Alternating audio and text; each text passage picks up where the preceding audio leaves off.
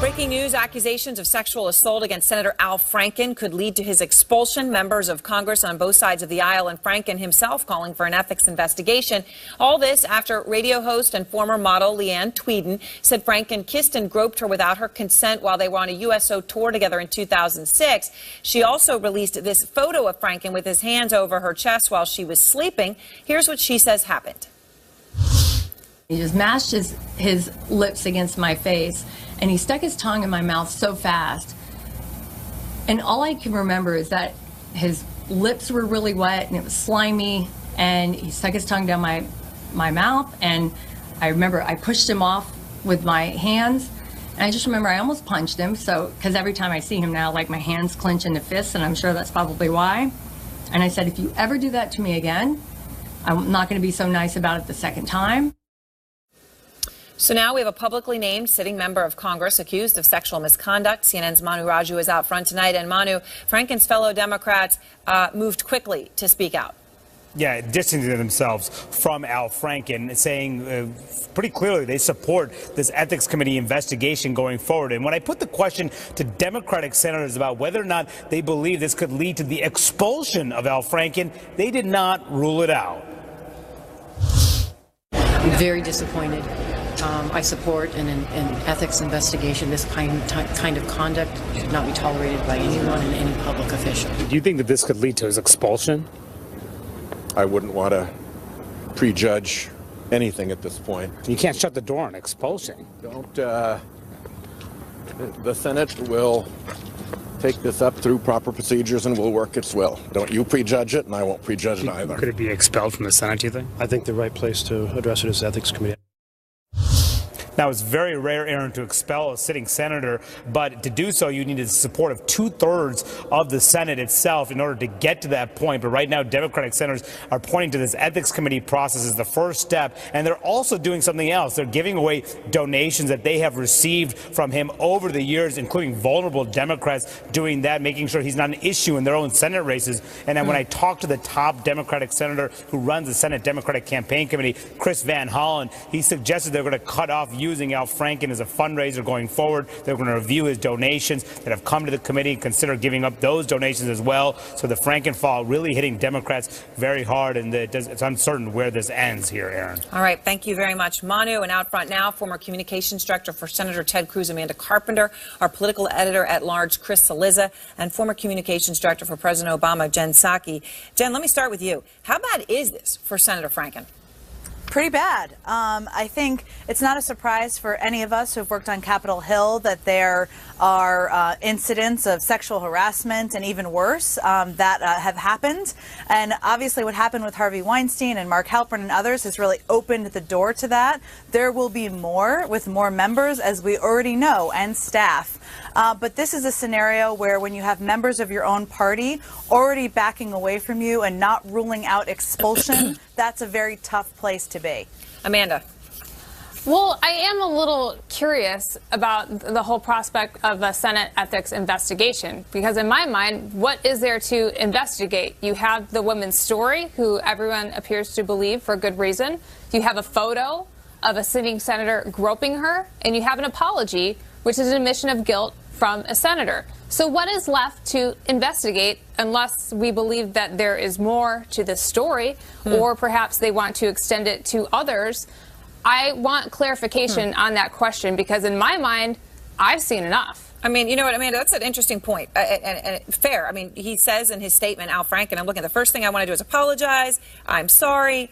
There's no excuse. I look at that picture now. I'm disgusted. I'm committing to make it up to him, right? He is, he's saying he's sorry. He's acknowledging it happened.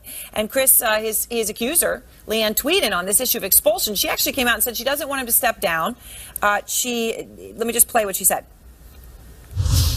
I've been angry about it, Jake, for over 10 years. If he did this to somebody else, or if somebody else has been sexually assaulted, or if they've been, abused in any way, that maybe somebody else can come out in real time because they find strength in numbers.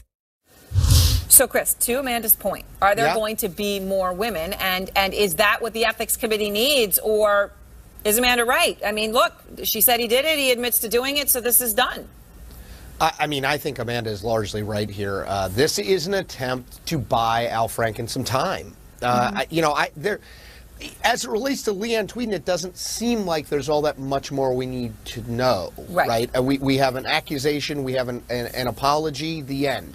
The Senate Ethics Committee is not the world's most effective body, Aaron. This is a place where usually ethics complaints go to die. It moves in a lot of ways like the rest of Congress, very slowly. Yeah. And so I think Al Franken is hoping that, plus the Thanksgiving recess of people with their families focused on other things. But if another allegation came out, if another accusation came out, I think that would be it for him. That said, it is odd that we're referring something to the Senate Ethics Committee that there is no debate about. There's no investigation. Okay, that's a fair point, but I'm also confused, Jen, because you have people, I believe Senator Collins it was, who said she didn't think if Roy Moore got elected that he could be expelled. It wouldn't happen. Okay, and in Roy Moore's case, you're talking about a 14-year-old girl and others. So if it wouldn't happen in that case, yet it would happen in Al Franken's case. I mean, I don't really understand that. Look, I think this is a serious moment of reckoning for members from both parties, and it's not going to end. And this is really unique because if you look at Hollywood's rarely a moral compass, and they acted very quickly. Now, they can be criticized, and they should be, for covering up allegations for decades.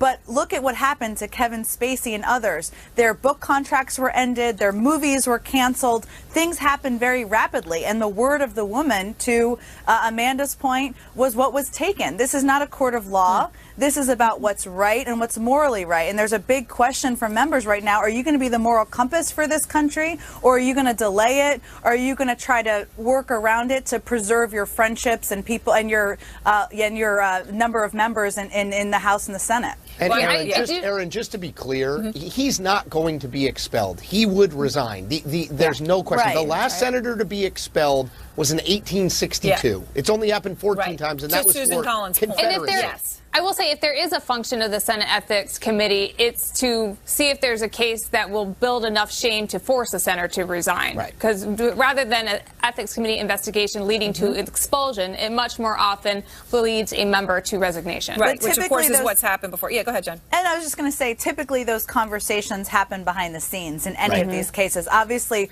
Roy Moore's a bit untouchable in some ways because he's not even in the Senate yet. He has no loyalty to anyone here. Al Franken, others have a lot of relationships. Those are relationships that could be utilized from their end over the next couple of days. So Al Franken himself, has spoken out about sexual assault. Okay, he's spoken about it when Harvey Weinstein came up. He returned all his donations from Weinstein, and just a couple weeks ago, here's what he said. What do you make of the Harvey Weinstein scandal? It's been an interesting time in entertainment. It's a horrible thing. It's a horrible thing, and unfortunately, sexual harassment happens in every profession, and I think that we need to do something legislatively to make it easier for women to not only go to court, but so that this isn't secret. This isn't secret. So let me ask you, obviously the irony, okay, but Amanda, does being sorry matter? Okay, so when you look at Al Franken, so he said that. Now he comes out today, look a picture. I look at it now, I feel disgusted with myself. At the end, he talks about women. They deserve to be heard and believed, and they deserve to know I am their ally and supporter. I have let them down, and am committed to making it up to them. All right, now who knows if there's other women, the story changes. But right now, he says he's sorry. You look at someone like Roy Moore, who not only isn't sorry, but won't admit it even happened. Is there a difference, and do you treat someone differently because of that? Well, yes, there is a difference in Al Franken's case because there is a photo. Even though multiple women have talked about Roy Moore, there is no concrete evidence that you can look at other than, the handwriting sample. There's no photo, audio, or video. So that's what makes Al Franken a little different. Now, is sorry enough? Perhaps, but that has to be along with absolutely no other women coming forward at all. And he has to go through a very public, talk with these women. I think he's going to have to talk to the women he kissed at some point. And he's going to have to convince the Republicans. And he's not up till 2020, so he has time. There's that. But, Aaron, just very quickly, Al Franken didn't just decide out of the goodness of his heart to address this. Yes. I mean, that's the other thing. He apologized because this woman came out and said this happened.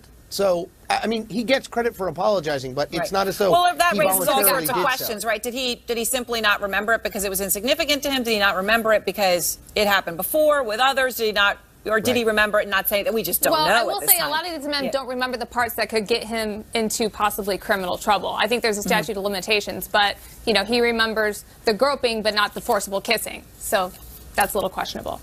All right. Thank you very much, all of you. And Jake's